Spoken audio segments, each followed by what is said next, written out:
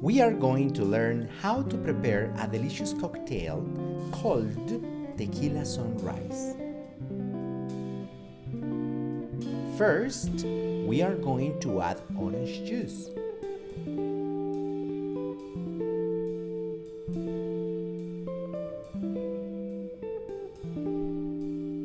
Next, we add a measure of tequila. Make sure you have a good one.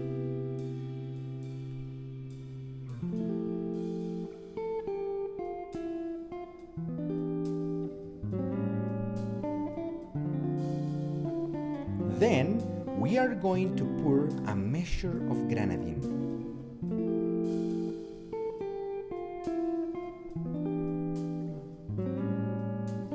After, we are going to decorate with a slice of lemon.